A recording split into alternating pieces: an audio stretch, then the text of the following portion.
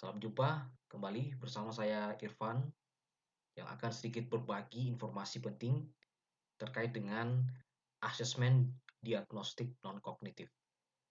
Tentunya Bapak Ibu sudah paham betul bahwa ada dua bentuk asesmen yang bisa kita gunakan untuk mengetahui karakteristik dari setiap peserta didik kita, baik dari segi sosial, psikologi, maupun akademik mereka.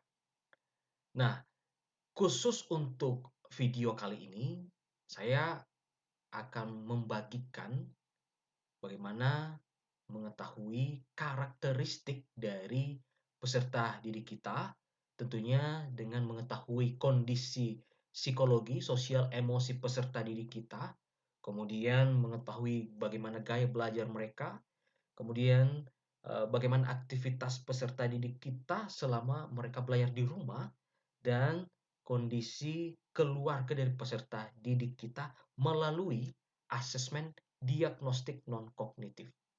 Nah, tentunya ini bisa menjadi pedoman bagi kita untuk menentukan langkah-langkah pembelajaran, strategi, dan model pembelajaran seperti apa yang kita gunakan sesuai dengan karakteristik kecerdasan yang dimiliki oleh setiap peserta didik kita. Nah, di sini tentunya Bapak Ibu untuk mengetahui karakteristik peserta didik kita, tentunya kita sangat membutuhkan bantuan dari guru BK, ya, dan juga psikolog dari sekolah, ya. Namun terkadang juga ada beberapa sekolah yang tidak memiliki guru bimbingan konseling. Nah, untuk mengatasi hal tersebut, kita bisa menggunakan website yang saya akan bagikan kepada Bapak Ibu sekalian melalui website literasi.org, ya. Nah, berikut adalah caranya Bapak Ibu. Nah, sedikit perkenalan bahwa website ini adalah website yang dibuat oleh psikolog dari Universitas Harvard, Amerika Serikat. Dan tentunya setiap kuesioner yang diberikan sudah melalui uji akademik psikolog, ya tentunya. Dan di sini kalau kita lihat Bapak Ibu, yang membuat kuesioner ini adalah Dr. Terry Armstrong yang merupakan akademisi dari Harvard University. Nah, seperti yang saya katakan tadi bahwa kita masuk dalam website literasinet.org. Kita ketik aja Bapak Ibu literasi.net di browser Bapak Ibu, kemudian kita enter. Nah, ketika tampilannya seperti ini, kita pilih di bagian yang pertama, ya, Multiple Intelligences Assessment. Kita klik aja Bapak Ibu. Nah, tampilannya akan seperti ini, bahasa Inggris. Namun jangan khawatir Bapak Ibu bahwa kita bisa mentranslate website ini ke dalam bentuk bahasa yang kita pahami. Nah, tentunya bahasa Indonesia. Kita klik kanan saja, kemudian kita translate to Indonesia. Nah, jadi secara otomatis akan berubah menjadi bahasa Indonesia. Nah, di sini ada 56 kuesioner yang bisa kita bagikan kepada peserta didik kita lewat membagikan link yang ada di atas ini. Ya, link ini kemudian kita bagikan ke peserta didik kita, ya. Di awal-awal pertemuan pertama mungkin di pembelajaran di tahunnya pembelajaran yang baru, ya. Satu pertemuan kita bisa lakukan ini Bapak Ibu, ya. Asesmen diagnostik non kognitif. Nah, jadi kita copy saja link yang ada di atas sini, kemudian nanti kita kirimkan kepada peserta didik kita, kemudian mereka isi, ya.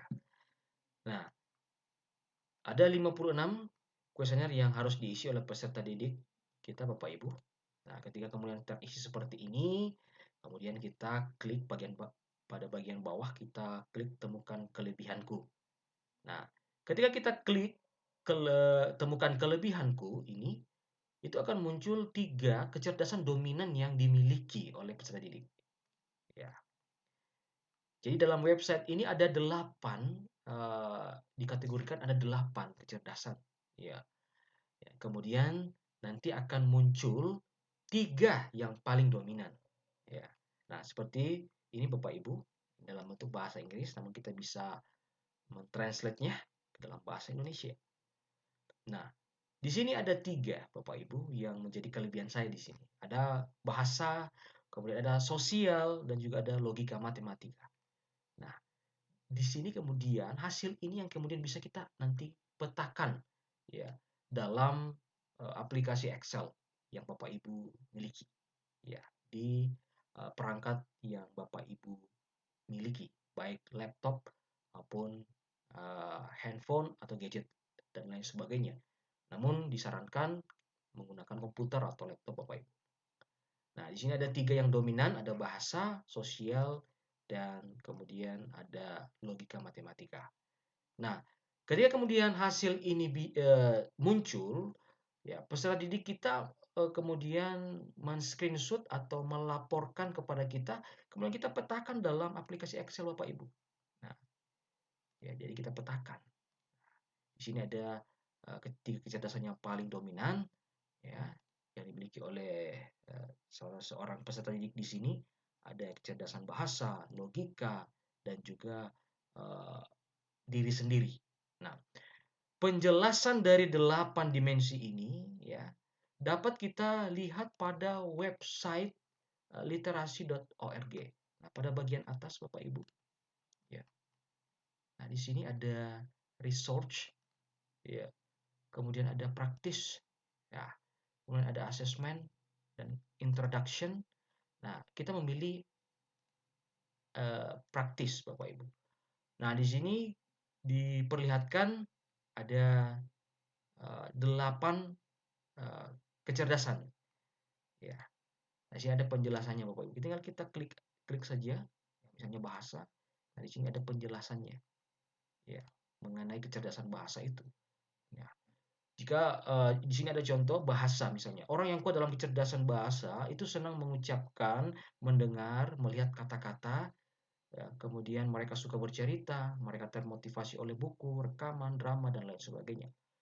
Nah, berikut ada cara untuk bekerja dengan kecerdasan ini dalam pelajaran adalah melihat berbagai jenis kamus, kemudian membacakan drama, puisi ya, buat jurnal, baca dari buku yang ditulis oleh atau untuk membaca baru ya, dan lain sebagainya.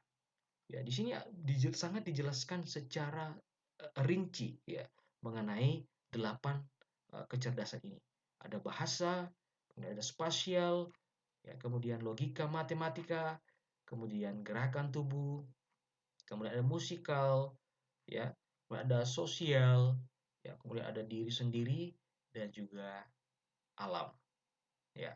Jadi ini sangat membantu kita Bapak Ibu untuk mengetahui karakteristik dari peserta didik kita agar nanti kita bisa uh, membuat strategi apa yang bisa kita lakukan atau model pembelajaran apa yang kita lakukan agar uh, pembelajaran itu dapat bermakna bagi peserta didik kita Bapak Ibu. Ya, jadi kita petakan dalam Excel ini, kemudian ini bisa menjadi bagian dari laporan Bapak Ibu, yang menjadi arsip Bapak Ibu untuk mengetahui setiap karakteristik dari peserta didik kita. Mungkin itu saja yang bisa saya bagi kepada kita semua, Bapak Ibu, dan sampai jumpa di lain kesempatan. Terima kasih.